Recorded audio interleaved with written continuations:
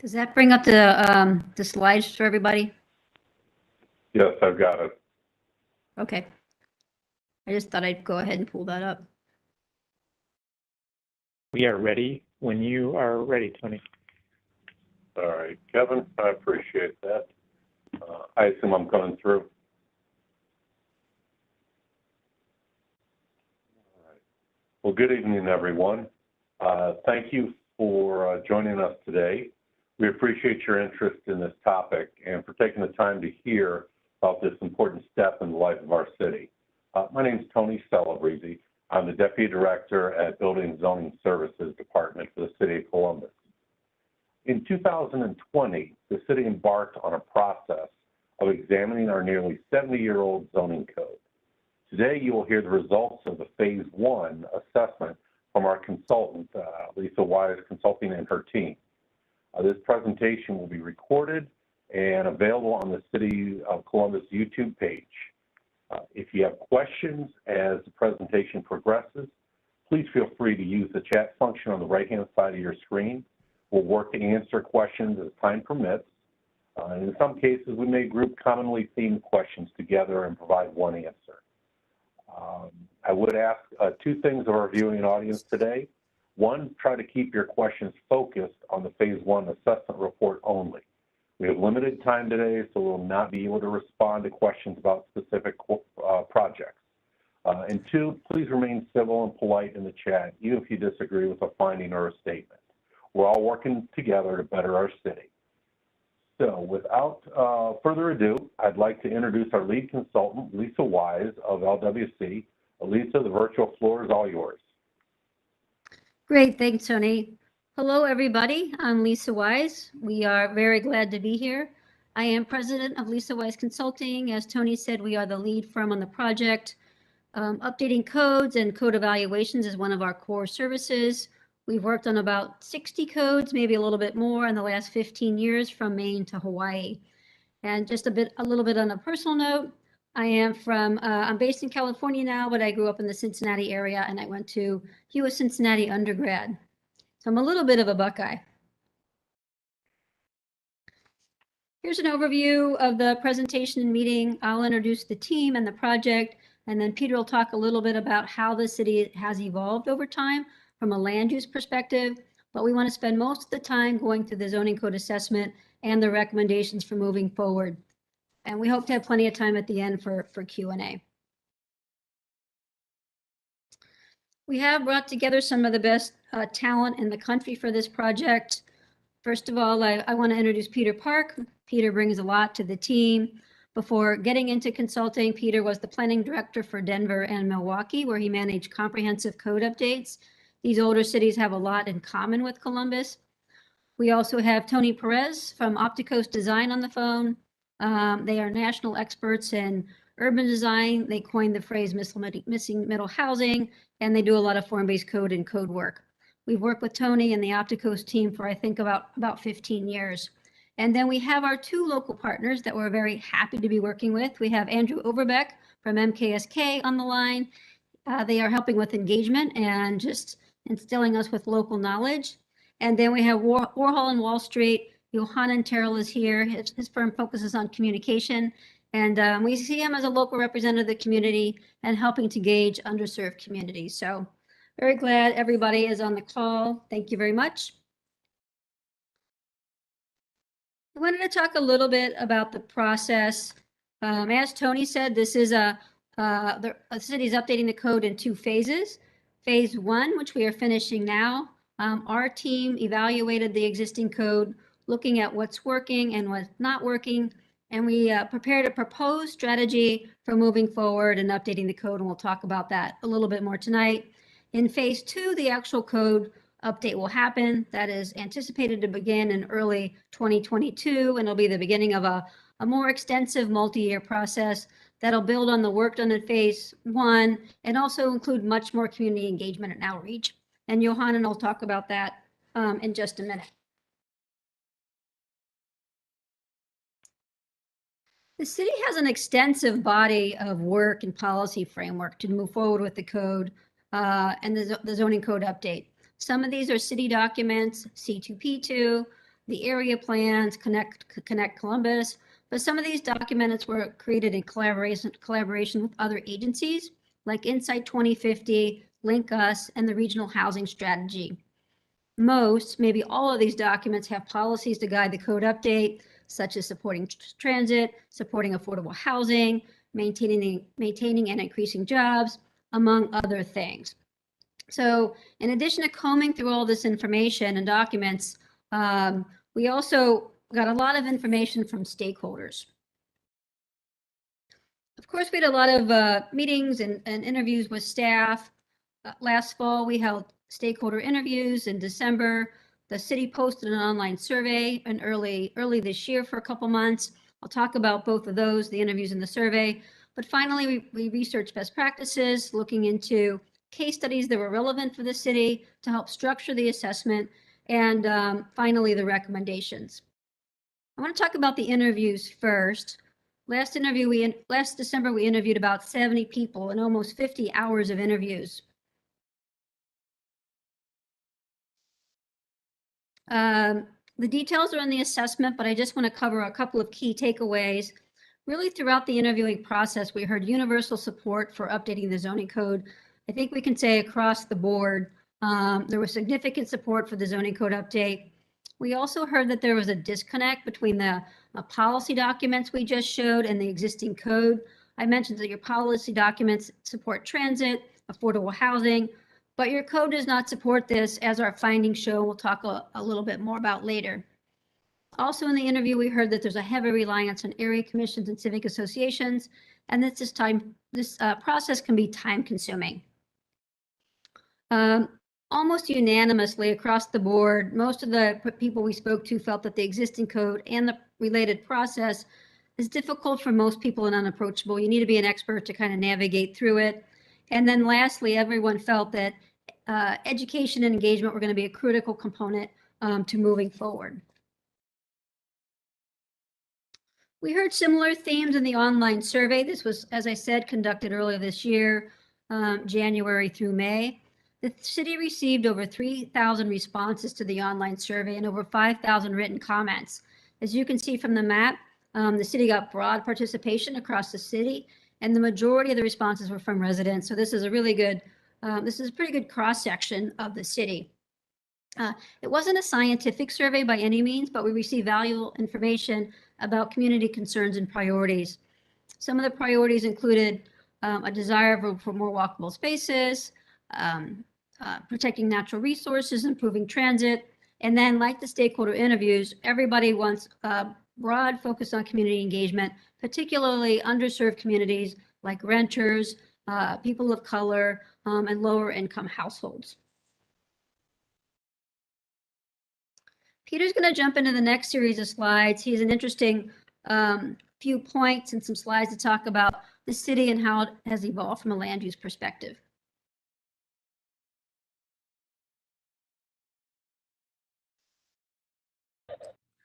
Thanks, Lisa. When we look at these kind of code projects, what's really important is to understand how you got here. And part of that is to understand the various patterns of development across the city and what the drivers of that development have been over time. So as you all know, next slide, you are at the heart of the state and the region. You're growing. And since 1950, Columbus has grown by more than 500,000 people. That's a significant amount of growth. Just in the last 10 years, you've grown another 15%. So some of you have been here the last 10 years, and you probably have felt the change that's been going on in your city. Maybe some of you have been here since 1950, and you have a better appreciation of what that change is. But, you know, this kind of growth in population has material change in the physical form and the character of the city. And so we're really interested in understanding what those effects of those different drivers have been. You know, in the 50s and 60s and 70s, you grew in area. almost 50 acres per decade. So there's a lot of change in the form of the city. And with that change, with that population growth and the physical growth of the city, we're interested in understanding how the zoning, how your regulations have kept up. So next slide, please. So originally, right, the growth of the city was facilitated by a robust streetcar system, which created a lot of great walkable urban neighborhoods. And right, because if I took transit, when I got off the transit line, maybe I wanted to stop and pick up some groceries on my way home, but the trip home was probably a walking trip, right? And these are the sort of the DNA of a transit-based city. And Columbus is very rich in this respect of having these older neighborhoods and these patterns. Next slide, please. And so there was a kind of pattern that was built around that form of transportation. And then after World War II, like every other major American city, you grew around the automobile, right? And so on the right is a map of the city in about early 50s, I think. And the circle describes about a 6-7 mile diameter of the original city that was based on the streetcar, right? And then in subsequent decades, you know, that growth and then dependency on greater dependency on automobiles allowed the city to geographically grow even more. Next slide. And so today, right, you can see where the original streetcar-based city is in that red circle. Its growth along major highway corridors, and the city today in green. And so now you have a city that has evolved over time based on different kind of transportation modes. And you have patterns of an older city and suburban parts of the city and various kinds of neighborhoods that are somewhere between a transit-based and an auto-oriented pattern. At the same time, next slide, please, you have aspirations and you're making significant commitments to investment in transit and more transit. And so now the opportunity and the aspiration for a more balanced growth pattern that focuses less on territorial expansions and annexations, but more on infill, right? And redevelopment of the existing city. And so, you know, you're sort of coming full circle in a way, and you're evolving in ways that many other cities are doing today, and as they are reckoning with the past patterns of growth. But here's the thing, next slide. As we look at your code, right, it's 70 years old, right? And it is written in a way that imagined sort of a more auto-oriented city. In other words, when the code was written or updated in the 50s, it really was not based on protecting or maintaining those older patterns, the pre-50s patterns of the city. And it was really regulating to a future city that was more auto-oriented, that was lower in density, that was more spread out, and uses from residential to commercial, where you worked and where you lived were separated, right? But today, the trends in your city aren't that, just as in every other major American city. But you've got a code that is kind of stuck in that way of thinking. Now, that's the base code. Over the years, the city has done a whole number of taking a whole number of measures of creating overlays and different kind of zones to overcome some of the deficiencies of the base zoning code. But we'll talk about that a little bit more in detail of the the limitations of how far that approach can go. So with that, I'm just going to hand it back to Lisa, and she'll kick off our summary of our major points of our code assessment. Thanks, Peter. So that was our primary task, really digging through that 70-year-old code and the amendments that came later, and the process that sort of evolved around having an older code. So we did a deep dive into the maze of regulations and the procedures that are out there. And based on this analysis and our work in other communities, we boiled the assessment down into 5 key findings. And we did this to organize the information and help to guide the conversation. So I'm going to read through the findings and then we'll go through them one by one. But the first finding is the standards in the code are not tailored to the local conditions. The code does not prioritize. The second finding is the code does not prioritize housing and transit needs equitably. Third, there is an over-reliance on site-by-site and negotiated zoning actions. Fourth, the multi-layered and scattered decision-making process creates uncertainty. And then lastly, the code is not user-friendly. These are all areas where the code could be improved. The code and process could be improved. They are very connected and overlapping, as you'll see when we walk through them. One doesn't really stand apart from the other. But we're going to jump through this and walk through them one by one. I'll kick off the first 2, and then Peter's going to take I'll cut the first 3. I'm going to do the first 2, and Peter's doing the last 3. I'm sorry. So this first finding, the standards are not tailored to local conditions. Peter started to allude to this, but as you move through the city, you can see neighborhoods that were built 100 years ago on smaller lots and streetcar patterns, and other areas that were built more recently with newer construction and larger lots and different transportation system.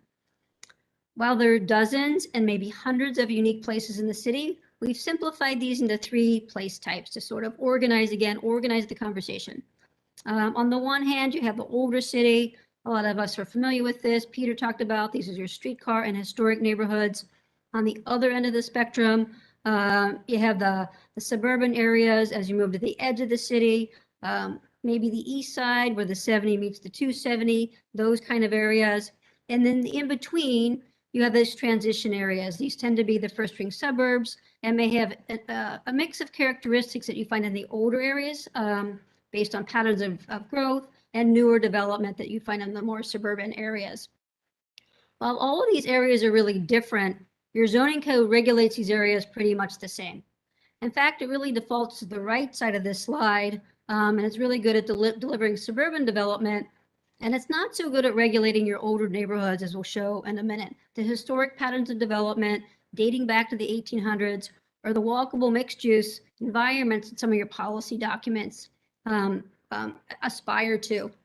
But really, no matter where you sort of end on this continuum from older development to newer development, the code pretty much follows a one-size-fits-all and isn't calibrated to all the nuances that these different environments are currently or may want to be in the future. So this is just one example. Sorry. This is East Broad. It's between 20th on the west and Franklin Park. On the east, it's just east of the 71. It's the red dot on the map. It's really a beautiful street. Everybody probably knows it. Variety of buildings, old mansion homes. It's also designated a potential future transit corridor. And then as you see in this slide, there's lots of existing conditions that are different. You have vacant and underutilized lots on the one side. On the other side, you have higher intensity buildings that are up to 8 stories, even though this is a little bit historic. And then in the middle, you have a little bit of a mishmash. You have an older building, a more recently constructed building, and some of the buildings, even the building on the right, have been converted to commercial uses. These are all across from the old governor's mansion along the stretch of East Broad. So this area is regulated by the ARO district, which is apartment residential office. But what it does, and we'll talk a little bit more about this later, it imposes a 1950s vision on this area. And it does that in a variety and a combination of ways. larger lot sizes of up to 20, minimum 20,000 square feet, which a lot of these parcels are not, height restrictions, high parking requirements, things that are more typical in suburban environments are applied to this area of the city, like other areas of the city. This is just one example. And the zoning in this area, like we found elsewhere, fails on a number of fronts. It doesn't reflect the existing patterns. It doesn't promote a walkable environment, and it really doesn't deliver what the market wants right now. So this is one of the reasons more and more frequently the cities ended up in a more negotiated entitlement process. I want to talk a little bit about parking before we move to the next finding. Parking is another area in the city where the city has a one-size-fits-all approach, with a few exceptions like downtown where there's no parking requirements. And this table illustrates 3 different kinds of uses: an apartment building with 100 units, a small retail space, and a small restaurant space.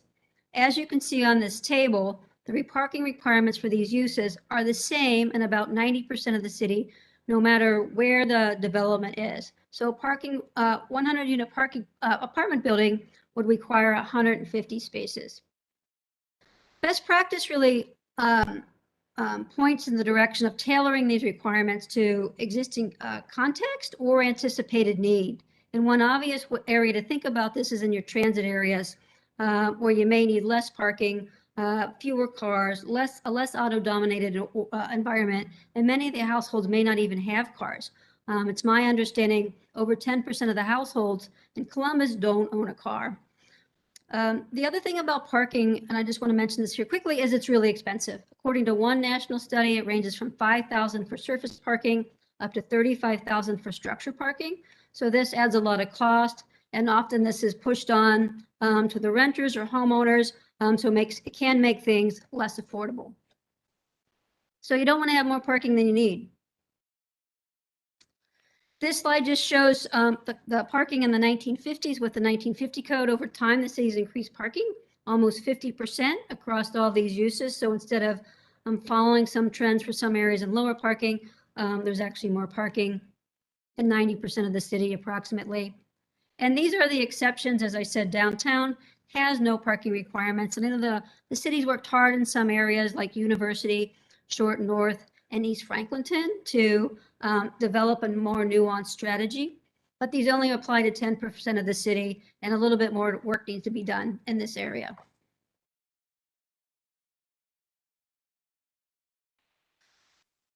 So the second finding, talk about this a little bit.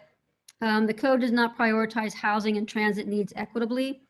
The city anticipates investing millions of dollars, maybe hundreds of millions of dollars, on the east-west transit corridor, East Main and West Broad. To leverage this investment and encourage ridership, the zoning should really match the transit objectives, supporting more mixed-use development, more diverse housing types, more affordable housing, and more access to jobs. And as we just discussed, the code in many instances defaults to the opposite direction, where it's encouraging or regulates the land uses in a more suburban style. So this is an example on the East Broad Street corridor. It's called Franklin Condos.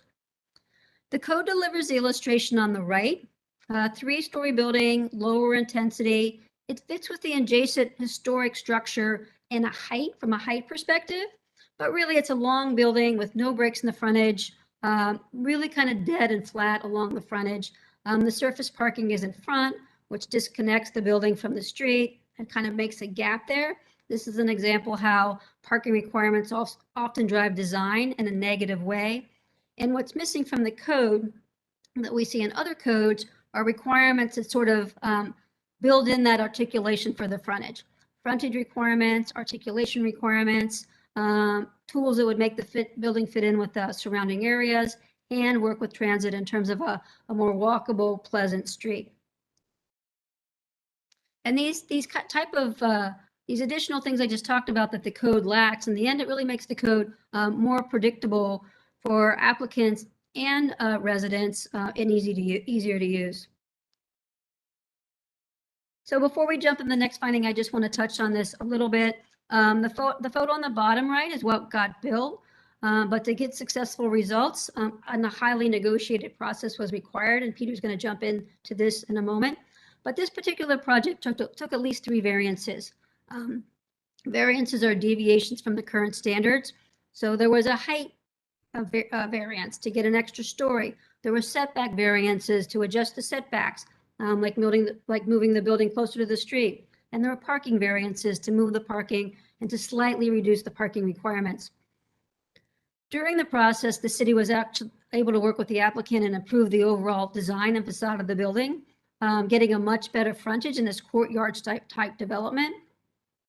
But overall, this approach to the entitlement process isn't best practice, doesn't meet the city's equity objectives for a couple of reasons. It's time consuming, it's costly, it's not predictable. And in the end, it's not delivering adequate housing choices in terms of variety. It's really very cumbersome to get the variety.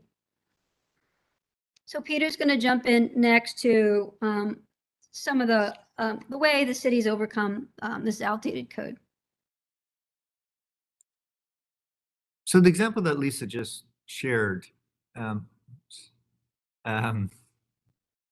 describes the situation of a outdated code. That is, in order to get the development that you want, it requires the most significant process, right? And as she mentioned, right, time is money.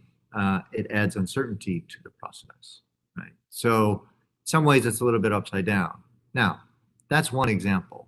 So when we looked at what's been happening in the last 10 years or so, what we found is that there's quite a large volume of zoning actions created, right? So there's a very high reliance, in fact, on these side-by-side negotiated zoning actions. And they result in creating sort of thousands of unique regulations for individual parcels. Almost 1,300 related zoning related ordinances from 2011 to 2020, and 750 Board of Zoning Appeals variance requests in just 4 years. So these negotiated rezonings come in different flavors. They're council zoning variances, or BZA zoning variances, or CPDs, or PUDs, or limited zoning. If you don't know what these mean, you know, that's kind of the problem, is that there are these mechanisms in the code, in this kind of secret code, that add complexity to getting the development that matches with the aspirations of what people really want, right? And so what we're talking about is something that happens in every major city that we've worked in. That is, the old outdated code has not been updated to remedy the shortcomings of that old code with a different vision than we have for today. Communities have developed sort of band-aids, if you will, to deal with adjusting to parking or adjusting certain things. And over time, it builds up and it actually adds more complexity to the code, right? Because it typically involves adding more process and oversight by different entities.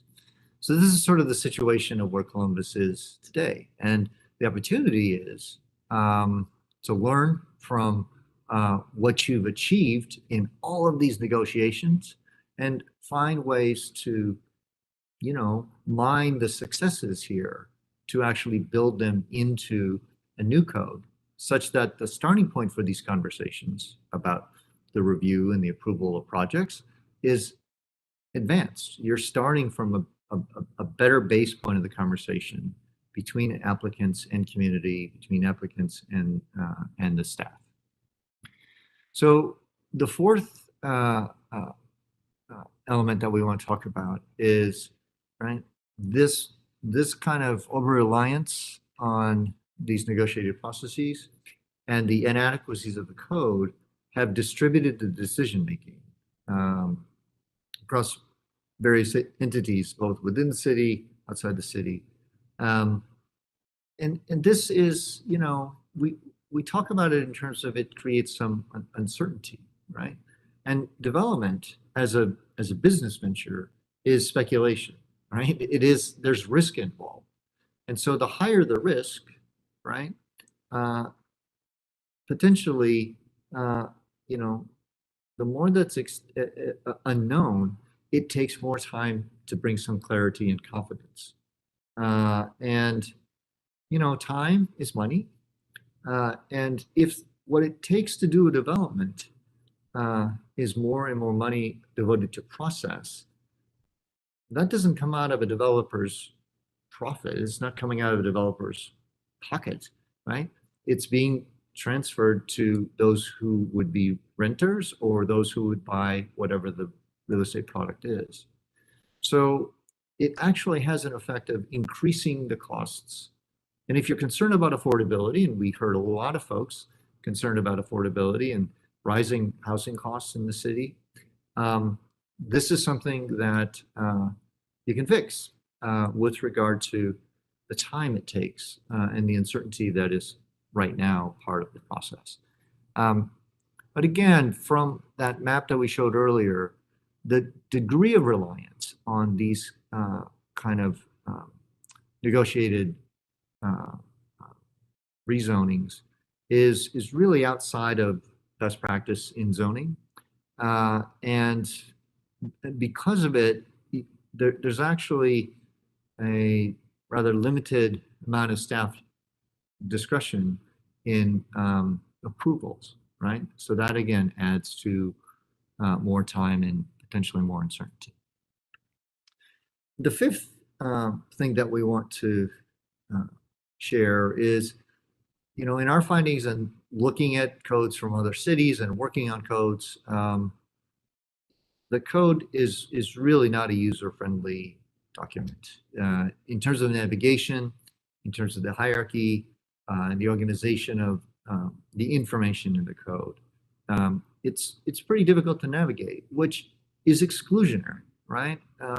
It's a code, right? It's a law.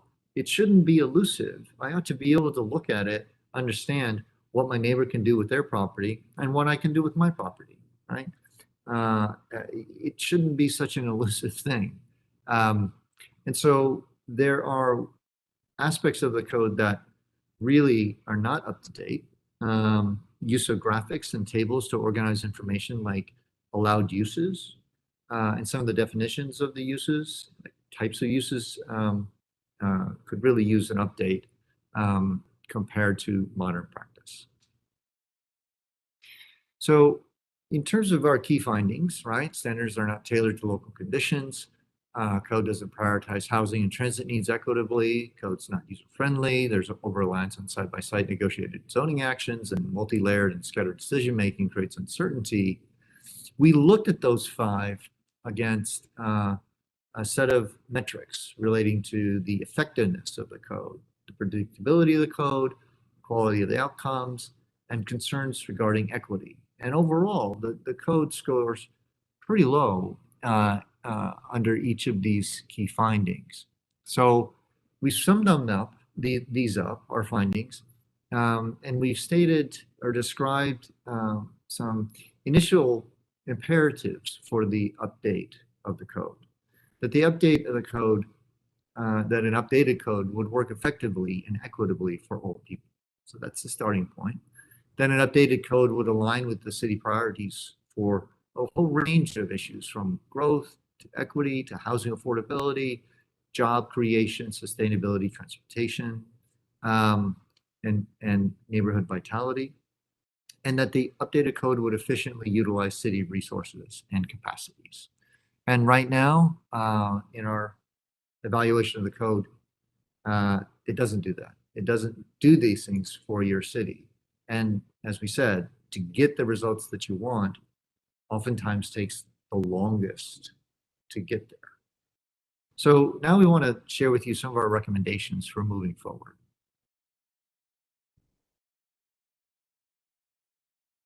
Thanks, Peter.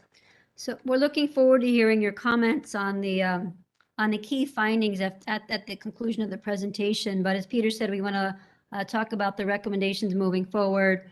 The next few slides summarize that, but overall, the recommendation is for a comprehensive update with a focus on equity. These are the 6 components of the update strategy. I'm going to go through these quickly and then we'll go through them one by one, but it is an emphasis on equity, a comprehensive update in modernizing regulations.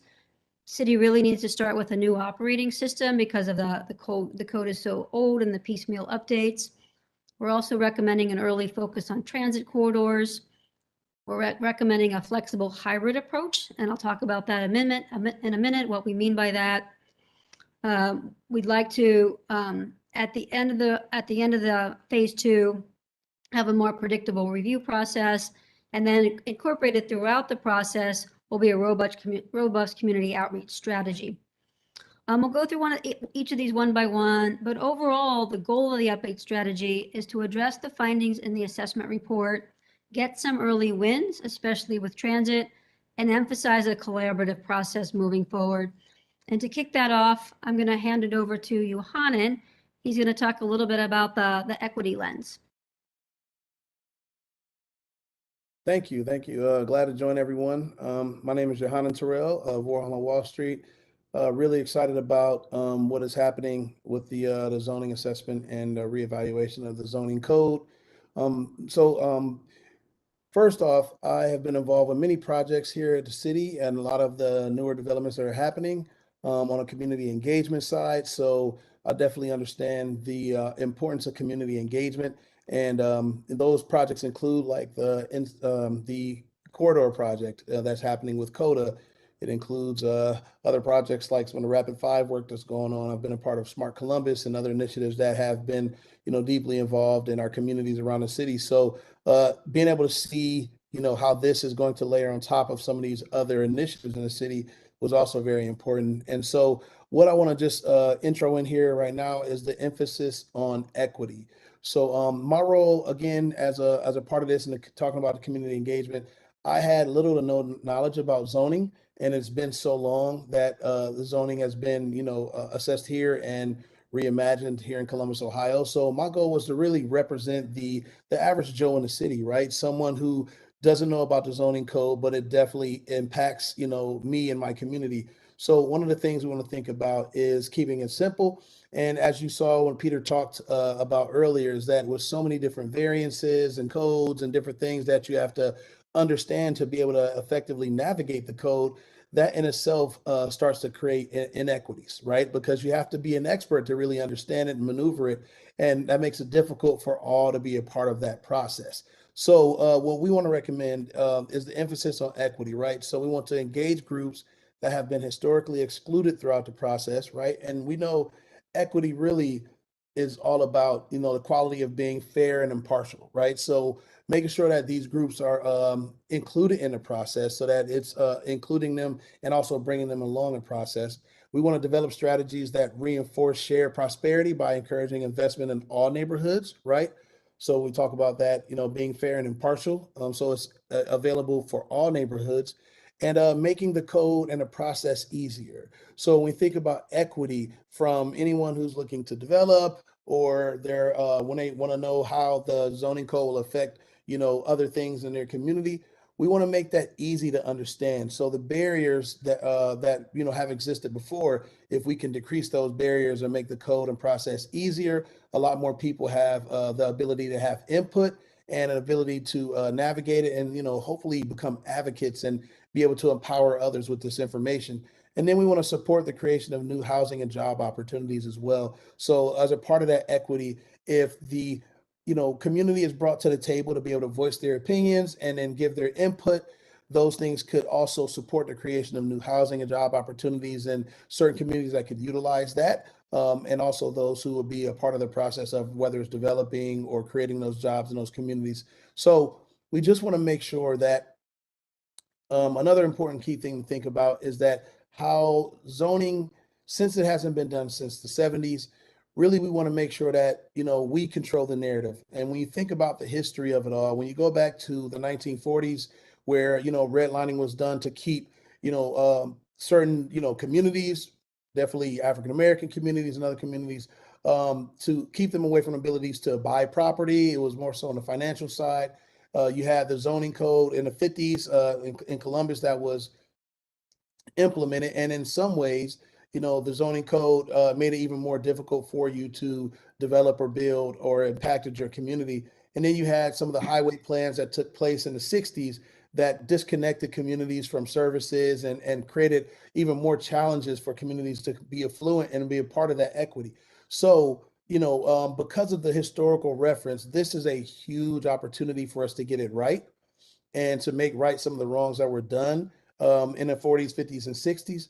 And so what we want to do is make sure that we're very transparent and we're very upfront about creating equity through this initiative, because of those who may still remember those times. That is a very big voice to have in the room when you're talking about doing zoning. And the last time we've done it, it was, some other things that are happening that may get related to and associated with. So we want to really be careful on how we engage the community and be transparent and inform them so that it doesn't get associated with the negative things that happen, back in the day that we may relate it to. So these are a lot of the things that we're talking about when we want to, when we say we want to create the emphasis on equity.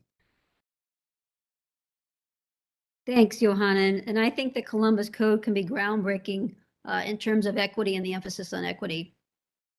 The time is right. I want to move on to the second part of the recommendations. As Peter discussed, the code is really old. It doesn't reflect the goals and the investments of the city. So we believe a comprehensive update is needed. This means three things in our mind. It means reorganizing and restructuring the code to make it easier to navigate and to accommodate future amendments. It also means modernizing the code in terms of format, including graphics to illustrate standards and putting standards in tables.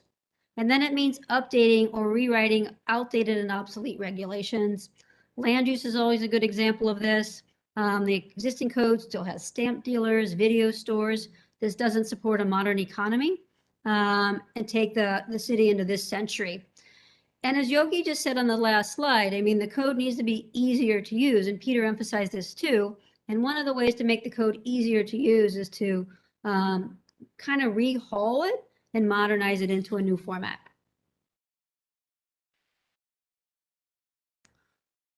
Our third recommendation is our early focus on transit corridors. Even though we're recommending a comprehensive update, we think that the city should focus on the transit corridors under design and funding first. This is East Main, it's West Broad, it's the Northwest Corridor. This is where most of the city's growth is anticipated to occur. And the update could create new zones to accommodate a lot of this demand in a thoughtful and context-sensitive manner. That would also simplify the process. An early focus on transit could be accomplished in a number of ways, creating zones that sort of splice into the existing code, creating new zones in a new framework, creating a TOD ordinance. There'll be a lot of ways to kind of push this ahead of a comprehensive update, but it's one thing that could be or should be accomplished early. So I want to go back and talk about the hybrid approach that we mentioned early on and sort of explain a little bit more of what we're talking about. When we talked about the findings, we talked about different types of places benefiting from different approaches to the regulations. So when we call something hybrid, we want to incorporate this flexibility and use a combination of tools such as conventional zoning and form-based zoning. This emphasizes really working really closely with the community to understand the DNA of the different neighborhoods and then calibrating the regulations so they fit the on-the-ground existing conditions and to some extent the aspirations of your policy documents. So bringing those two things together, and it moves away from the current one-size-fits-all approach and really would create a code that's much more nuanced in terms of existing conditions. So this is just the slide we talked about a little bit ago. The code is not tailored. This illustrates different areas of the city, the time they were built, lot sizes, modes of transportation, from the older streetcar neighborhoods to the edges of the city that are more auto dominated. So in a hybrid approach, older parts of the city or city that are more transit intensive could benefit from more form controls where you're trying to get new buildings to fit in with on existing smaller lots, tighter spaces, accommodate parking and a lot of things in a really compact format. So older city areas could benefit from more form controls like a form-based code and objective design standards. On the other end of the spectrum, in the more suburban areas or edges of the cities, less form controls may be needed. A more conventional code may do the trick for a number of reasons. These areas may be really recently built. There's no sense going in and tinkering with them if they're more or less working. They might not have the infrastructure needed for a more compact environment like water and wastewater transit. And they may just be generally more larger open lots with more open space and this tight-knit sort of walkable environment isn't envisioned and it doesn't need quite so much regulation. And then the transition areas, when we talked about that a little bit earlier, they needed to be evaluated. They could be a combination of tools, and the levers for form controls could be sort of dialed up or dialed back. And then last thing I'm going to cover before I turn it back over to Peter is just trying to get a more predictable review process. We don't have specific recommendations at this time about what the review process would look like. It's way too early and we need to do more engagement. But we feel like this recommendation aligns with the imperatives that Peter talked about a little bit ago in terms of the code working for everyone, aligning with city priorities, and efficiently using city resources. And one of the points Peter made, but I want to emphasize it again here, is if you have a better code, more modern, easier to use, the regulations are more tailored to local conditions, you can generally simplify the process. The process now is the outcome of regulations that are really outdated and don't work anymore. If the regulations are better and you raise the bar on the regulations, you can simplify the process. So Yogi has a little bit more to add on the engagement process, and then Peter will wrap it up.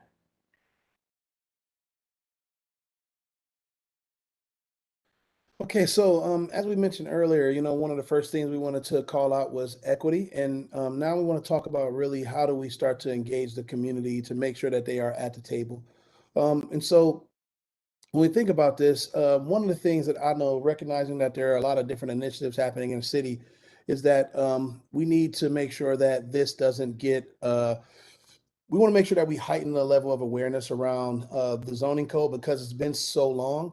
We have a lot of different initiatives happening in the city right now, from elections, the transportation changes, the neighborhood development, moving to a ward system. You got things like Insight 2050 and the Rapid 5 thing happening. So, understanding how much, and this is on top of the community, being engaged about, COVID and the pandemic and things that are happening on a diversity and equity and inclusion perspective. So, there's a lot of community engagement already happening, and there's some, engagement fatigue too as well. So I think one of the things that we need to think about in the onset is when we start to engage the community, we have to heighten the awareness of this project so that it rises above a lot of the other initiatives that are happening, because it's definitely important and it hasn't been done in so long. And we want to make sure that people don't just glaze over it because they don't know what it is. So we'll talk about a little bit how that works. So as we go into a robust and creative community engagement, we want to make sure that we educate community members on how development regulations impact neighborhoods. So what else does the zoning code impact, right? Whether it's transportation, cleanup services, things like that. We need to help the community understand what else goes along with that. I know, as me being a part of the process, I learned a lot of things about zoning and how the movements of the codes and the lines can affect different neighborhoods. And so people need to be aware of what changes as the code changes as well. We want to ensure messaging and communication maintains a level of high impact to rise over other initiatives, as I said before. So making sure that despite all of the other things that are happening in our city, because this is a once in the 70 years type of initiative, we want to make sure that we are doing a little bit more, going a little bit deeper, right? Going into the communities, the hard to reach communities, those that might have technology barriers, those who may not and it may not be on the radar because, like Lisa said earlier, they're living life. You know, they got other things to do. We have to make a concerted effort to get people aware of this and also educate them on how it works, so that we can have more people at the table, so that they can have more input, so that the code can be better. We're going to go to the next slide. Oh, was that the only slide I had? I thought there was another one here. Okay, there we go. Grassroots engagement, right? So I just kind of talked about that, getting a little bit deeper into the communities to create broad awareness and understanding, and then focusing on engaging community members that have not had a voice in a decision-making process as well. So again, just touching on that, making sure we're talking to our local organizations, community organizations, our diverse populations, our populations that are still now moving into the neighborhood. As those diverse populations are growing, they need to be at the table now as well. So that may look like, you know, doing some community engagement exercises. That may look like partnering with different civic associations and local organizations to make sure that people are being educated and keeping it easy for them to understand too. So not only making them aware, but we want to make them advocates, right? How do we take this from informing to empowering people as well too, so that anyone who wants to be a part of the opportunities that come out of the zoning understand it well enough that they can go back and see how they can be a part of this movement too. So those are some of the things that we're thinking about as we go into phase 2. This is really how we believe that we're going to make sure that all voices are heard at the table. Thanks, Yogi. So, you know, I hope it's clear that in our recommendation, we believe that broad engagement, honest engagement, and effective engagement is critical. I mean, this is property rights, right? This is neighborhoods. This is your future.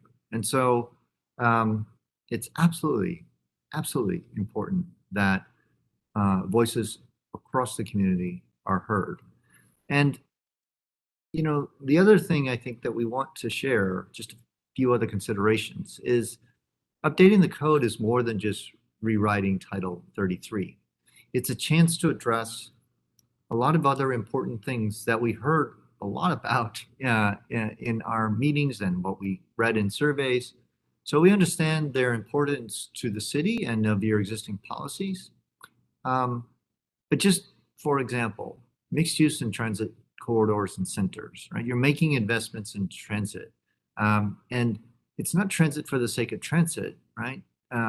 This is the opportunity to look at the land use regulations and how do you align them better with the transit investments that you're making, so that you can in fact ensure the transit performs really well in terms of ridership, in terms of providing portals and gateways between different parts of the city. And folks across the city have access to jobs and services and entertainment in a much more equitable way than you have today. Neighborhood design and infill development, as we said before, right? The vision for the city before was find new land, find more land, and grow that way. Well, you're not doing that anymore. And so as new development, but you're still growing. So as new development comes, it's coming to neighborhoods that already exist. And design becomes a consideration. Having buildings that are polite to their neighbors is really important, right? And your code doesn't really speak to that, right? You've got process to engage that conversation, but you don't have a code that starts the conversation in a positive way. So growth in affordable housing, right? Certainly there's an aspect of code zoning that can address that, right? But the important thing is to recognize that as you grow, the supply of housing, the capacity of that housing is a function of zoning, right? But the capacity, that supply has to keep up with the demand. As demand outstrips supply, that's when you begin to feel some of the pains of increasing costs in housing. So if that's a concern for you, this is a really important place to be involved in those conversations. Same with sustainability and open space and preservation and the protection of your rivers and your environment. And bottom line, the city of Columbus, your economic competitiveness and resiliency, right? As I mentioned earlier, this is the code that you've got is outdated. And so other cities are in the process or have updated their codes. Just a couple more things. I mean, the one thing about these code updates is there's not one thing. It's complicated. It really is complicated. So what it takes is clear commitment and allocation of staff time and resources, appropriate budget, and managing expectations. It's not going to happen overnight. It takes time. Those conversations, those important, really critical conversations that the community has to have, that takes time to organize, right? It takes time to resolve conflicts that are going to come up and disagreements. That's part of the process. It doesn't mean it's failing. It just means you're making progress in opening up these issues. And as I said earlier, many of the cities are facing these same challenges. Our team has worked in LA and Denver and Austin, Texas, and Oklahoma City, like a lot of other cities that are growing and have the same issues that you do. And they are responding in multiple initiatives to fix their codes that are afflicted by a lot of the same things that Columbus has. Thanks very much. We look forward to some questions and some discussion now. Thank you, Peter. Thank you, Lisa, as well, for a great presentation. We appreciate your thoughtfulness and the insight that you shared with us.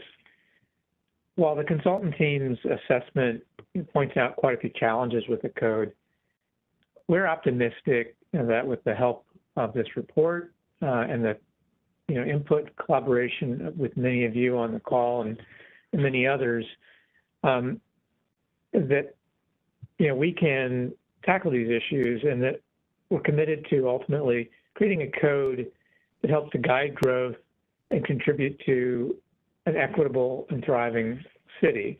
I know a lot of you who are attending are very curious about the next steps, phase 2.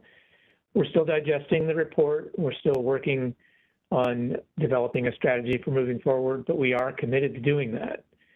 Public engagement is going to be a priority as we do this, and we will continue to update you with details along the way. If you have not already gone to our project website and provided your email address, we encourage you to do that, because that's probably the easiest way for us to make sure that we're connected with you. You can check in with the site periodically as well.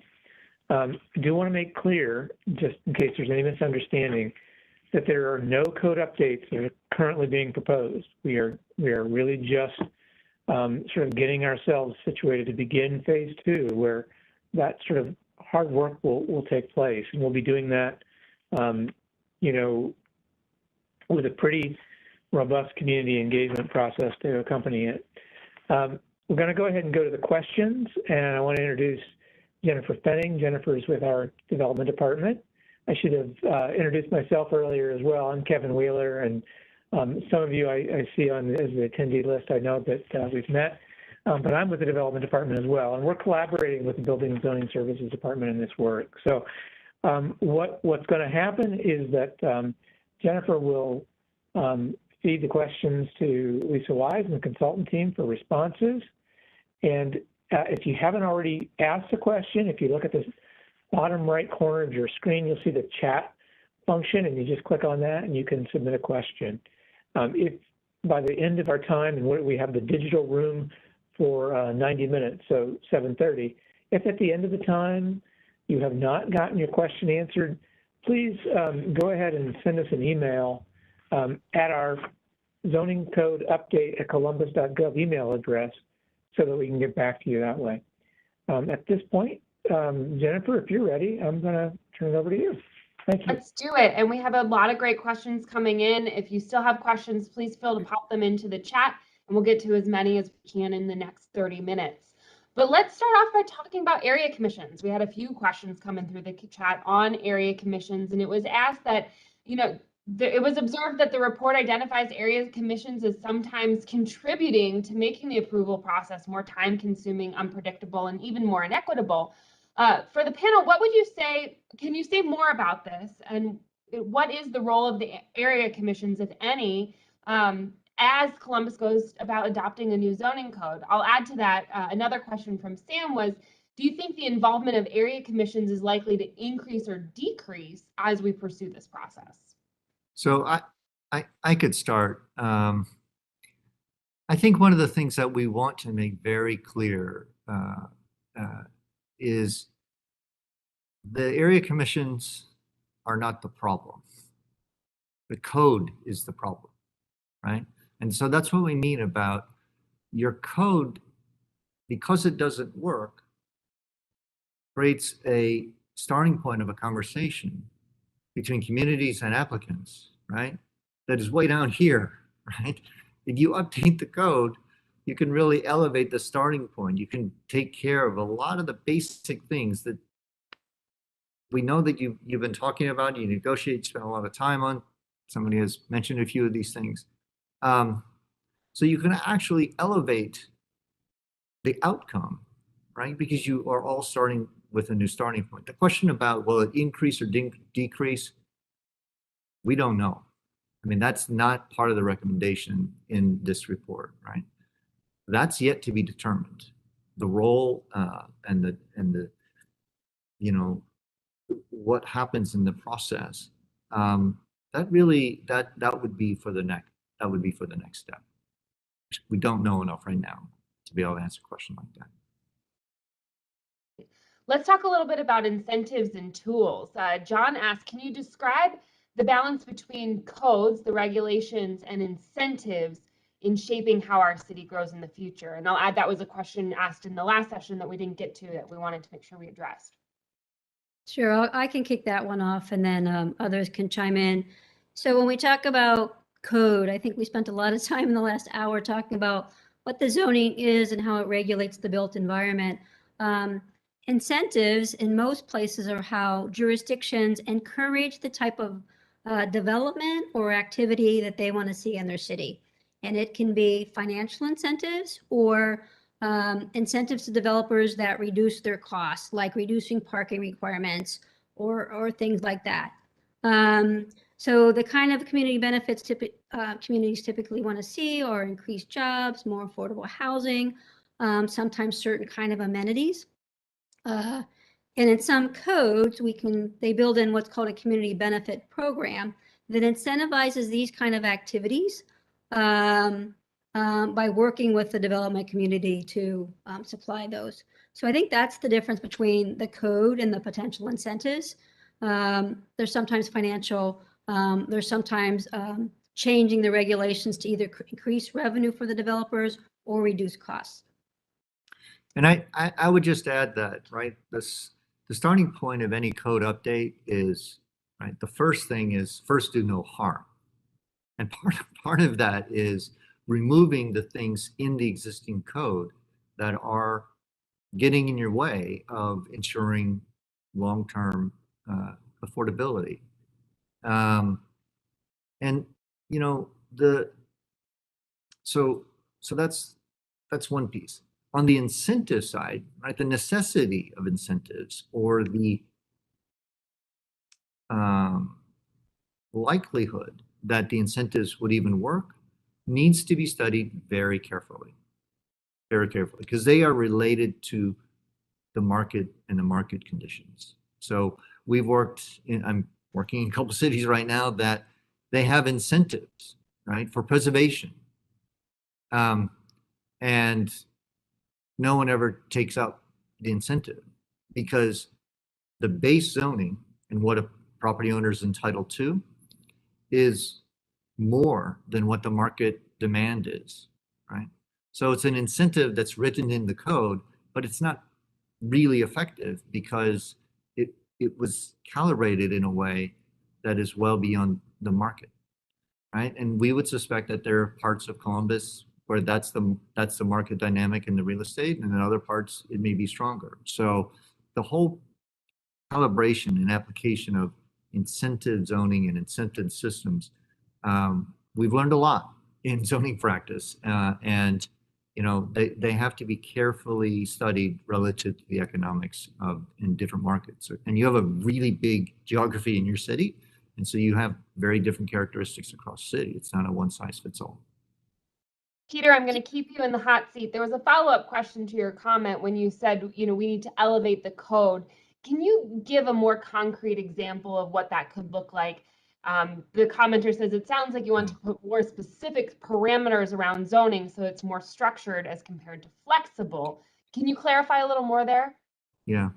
So like the example that Lisa showed, that Opticos did the analysis of, right? Like, developer had to get a variance to do a building that was sort of an acceptable height relative to the context and the other buildings that were there. Developer had to get a variance related to the setback to make a building located relative to the street in a way that's consistent with the rest of the neighborhood, right? I mean, these are the kind of things, or parking, right? They needed a little bit of reduction in parking. It's along transit, right? I mean, there are some basic things in your code today because it has this one size fits all. So it doesn't matter whether you are in German Village or you're further out, the same parking applies, the same setbacks apply, even though the pattern in those neighborhoods are not the same. So when we talk about improving the code to be more context sensitive or context based, what we mean by that is looking at the neighborhoods that you have, capturing the physical qualities, how the buildings relate to each other and how they relate to the street, and put that in the code first. So if these are development, or these are areas that are so subject to discussions at an area commission, you've elevated the starting point of the conversation. You've dispensed with the basics, right? Because, I mean, I'm going to be honest, right? The reality of it is the more points of negotiation that we have, the longer it might take, right? Or right? Just the more complicated the conversation ends up being, which takes time away from things that you might be caring about. Like, what about affordability? What about design quality, right? Like, let's jump, if that's what's really important, if you had a better code, you can jump to those conversations sooner. Thanks, I Peter. hope that clarified. Thank you. Let's talk more on equity. Christian asks if you could elaborate on some strategies for building equity into the zoning code. She gives an example such as eliminating single-family zoning and incentivizing multifamily shared lots. Can you elaborate on what some of those equitable strategies could look like? I can jump in here, Peter, and then you can chime in. I mean, I think it tags on to the things we've been saying about breaking down barriers to entry to get into the code, because the code is difficult to use. It's highly negotiated. You have to be an expert. You have to almost be an attorney that's worked with the code for decades. So breaking down those barriers will make it easier to use for smaller property owners, smaller businesses, not even small developers, but just small business that wants to do a little bit with their property, and doing a little small addition.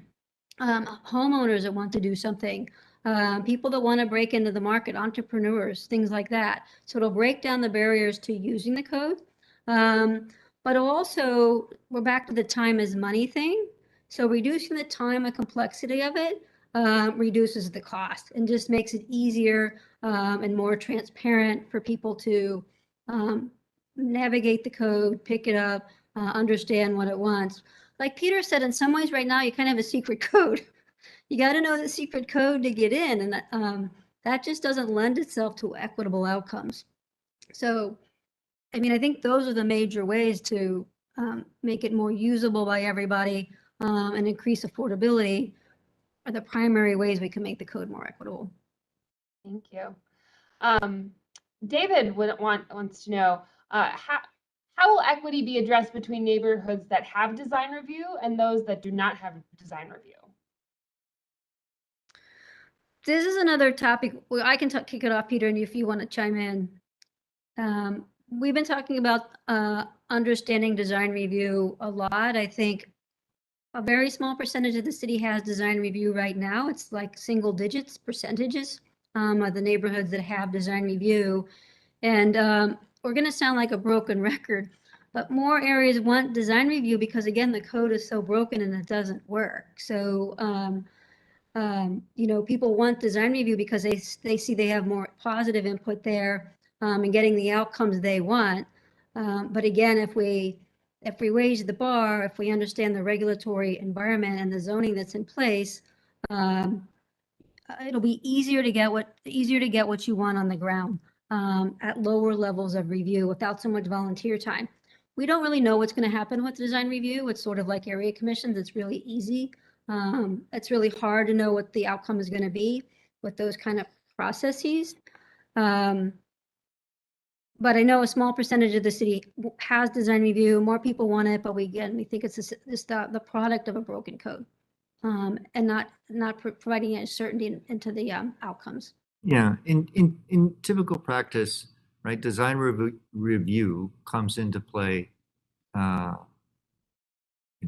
typically where there is a very specific architecture, there's a very specific intended character to be either maintained and a very clear pattern. Historic districts, for example, right, have design review as part of the step in getting an approval. And then the other times that design review is asked for or created is when the outcomes of new development are met with opposition because the new development doesn't seem like it fits with our neighborhood. So we need to apply a process to design and review it. If the code was actually shaping outcomes that weren't so out of character with the neighborhood, would you need to have design review, right? And so that's what we're looking at, is just to understand the possibility that if you had a better code, right, maybe you wouldn't need as much design review. We don't know. Or if you did, if you still felt like that was an important thing to have, you have a better set of standards to engage in those conversations around, rather than, you know, yeah, the code is of no use to us as a starting point. So let's just, depending on who's in the room, talk about what we care about. And that's what we mean about uncertainty, right? Great, thank you. Donna, who lives in Linden, is asking, how can communities ensure that their community isn't considered for development? What's the question? How it could be considered for development? How could communities engage in this process to help ensure that investment and development takes place in their neighborhood? That might be a little bit better question for Kevin in phase 2. As you know, Jennifer, the city's kicking off phase 2 next year, and part of that will be a more complex and robust community engagement strategy and education component. So I don't think all that's been determined, but I don't know, Kevin, if you want to chime in on that, or even Yogi talked a little bit about the grassroots component.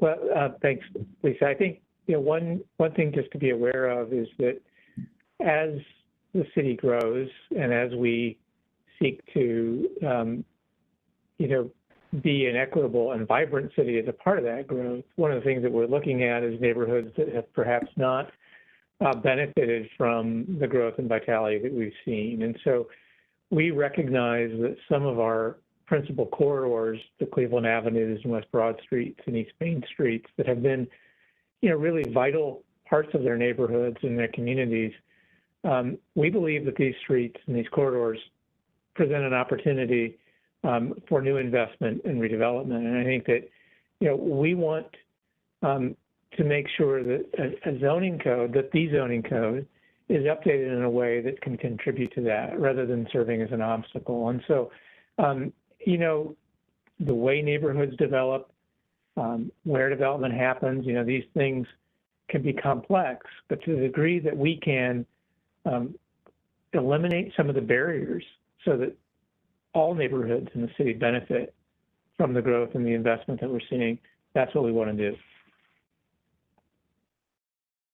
Speaking of things that folks want to see in their neighborhoods, there was a question, does the updated zoning code include more safe walkways for pedestrians?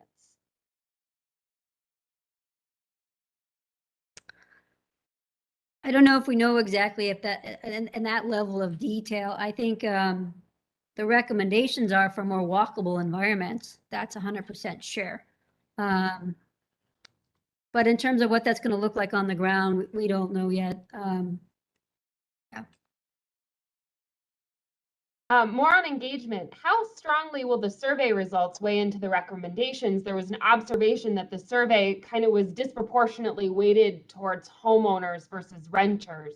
So how will the survey feedback from this phase particularly influence the next phase?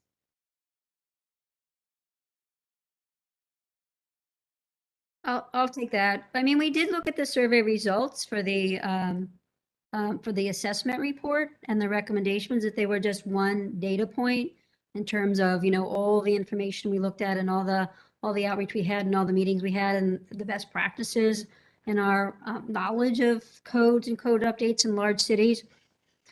So I don't think they outweighed any of the other data points. There were a lot of residences that responded to the survey. I'm not sure if it was more weighted heavily towards homeowners. Kevin may know that.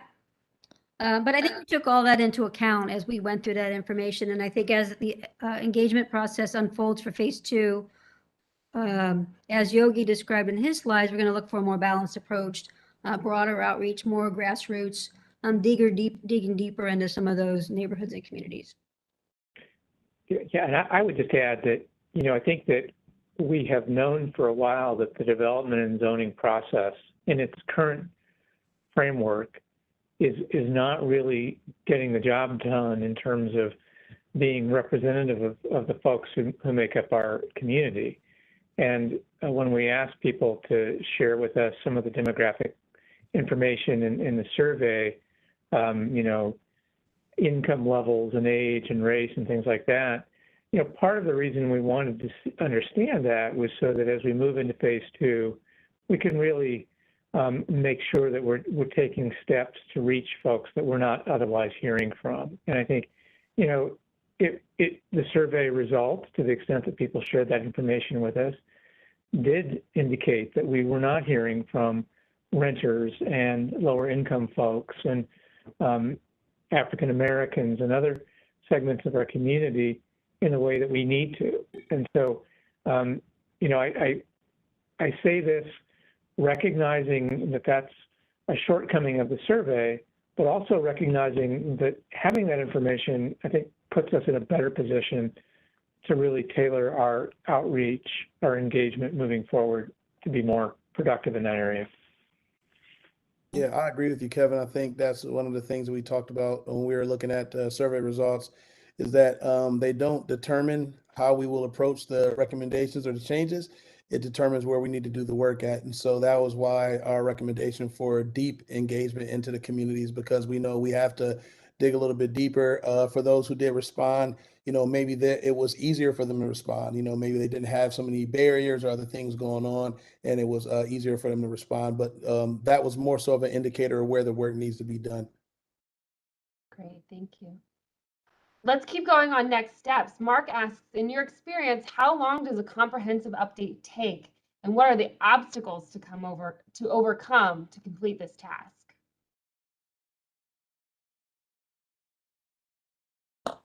Well, I mean, the length of the project, I think, is still to be determined a little bit also, because I don't think it's clear exactly what the scope of work is and how much effort the city wants to put into the phase 2, sort of what the city wants to try to tackle at this stage. So I think it determines that. I would say, I mean, just to put a number out there so people have some sort of idea, I think the minimum would be a 2 or 3 year process, even for sort of a scaled back, you know, phase 2. And then it could be longer depending on community engagement and how much change and direct resources the city wants to put into the code update. And, that part of it is, just how much in phase 2 do you want to take on, right? But in some ways, I hope this doesn't disappoint folks, but, right, you're really never done zoning your city, right? I mean, things change, demands change, patterns change, technology changes, right? Businesses change. The pandemic has gotten people to think differently about how our buildings used, and a whole bunch of other things. So the thing is again, if you haven't noticed, we think your code's outdated, right? And what we need to do is we need to bring you up to date, right? So that you have a better operating system, right? To accommodate your current and your future needs, but it's going to change, right? Miami 21, a major citywide rezoning for Miami, I think they went through 2 amendments to their new code before it was even effective, right? So, I mean, it's just moving you, advancing the ball so that you're operating in a better system than you have today. Thanks, Peter. And we have a few more questions coming in on what change could look like. And one of our attendees asked, will specific parcels be rezoned entirely in terms of use as a consequence of this initiative?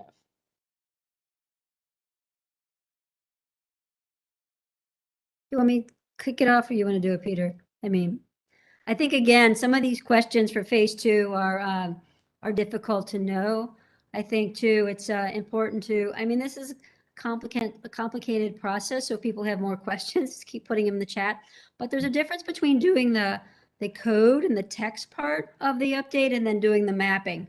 And they can happen at the same time, or they can happen at different times. We could do the code update, and then the city could follow up with remapping certain areas. So too early to tell, really, how much change is going to happen and what's that going to look like. And there's also a distinction between updating the document and the code text versus the zoning map. Yeah. So, again, it's really important to reinforce what Kevin was saying earlier, that the work that has been done so far doesn't change any zoning. It doesn't change anything, right? It is providing the data point for you to move forward. And that in phase 2, you'll determine how much of the effort is updating the code and whether their application of this new code that would have any material change on anybody's property. That's to be determined in phase 2. And it ranges, right? So in Milwaukee and in Denver, we did a new code and a new zoning map all together at the same time. All right. It's a lot of work, right? That's a pretty heavy lift. We were able to do it there. In Los Angeles, I worked with a team to create a new zoning code system. And as they do various neighborhood plans across the city, they plan to apply the new zoning after they do plans in these different districts, right? So there's a whole variety of ways in which you could actually apply the new code.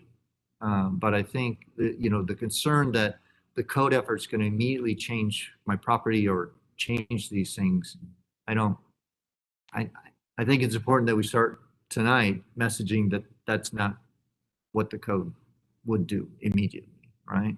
And that's yet to be determined. A few more questions that same answer might apply, but I want to make sure we're touching on them. Is the team recommending an urban growth boundary for the city to prevent further sprawl? I mean, I could say no, we're not recommending that. I mean, I think the city's focusing on infill, so our recommendations, follow those initiatives by the city, sort of focusing on infill and transit. But we don't recommend any kind of growth control boundaries as part of this phase 1, phase 1 project.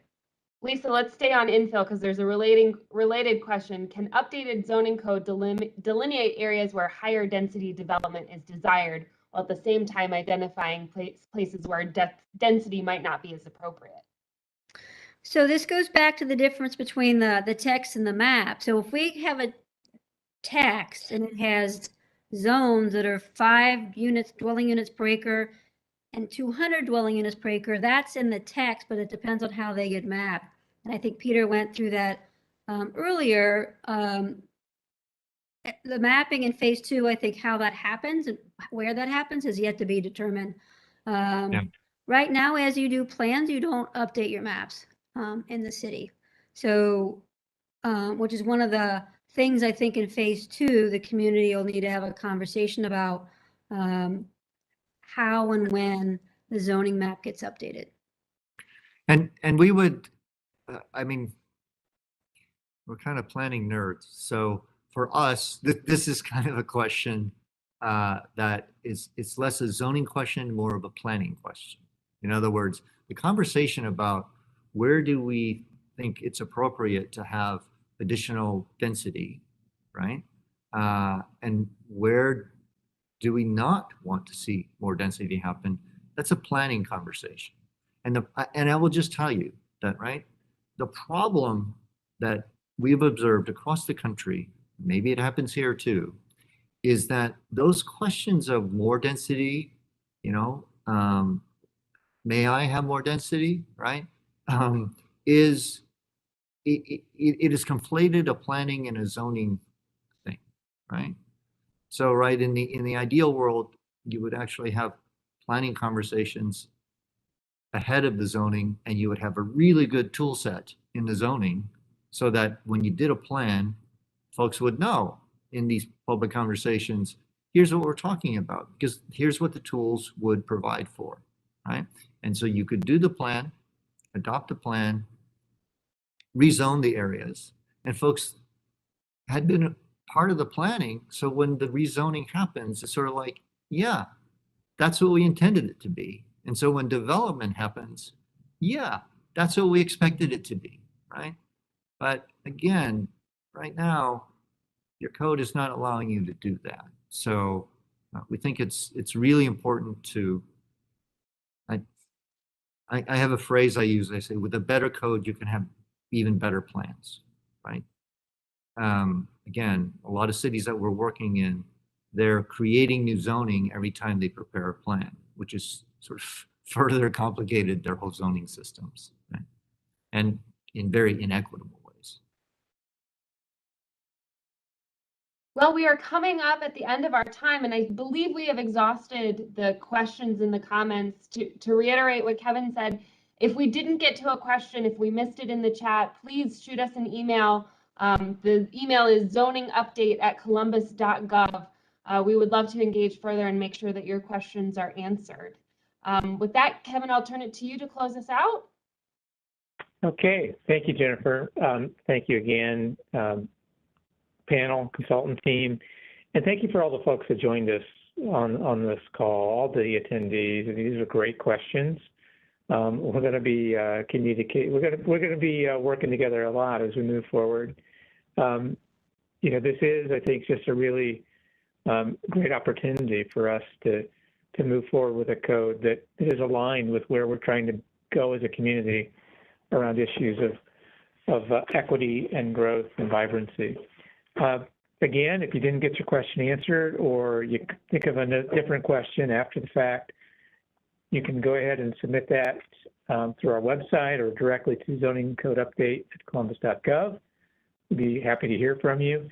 This was live streamed on the city's YouTube channel, and it's going to continue to live there for some time, as well as the first session. The sessions were identical in their format, but of course the question and answer sessions were a little bit different. So feel free to check those out as well. And we really appreciate your time this evening. Thank you so much for joining us. We'll see you all later. Thank you. Thank you. Thank you.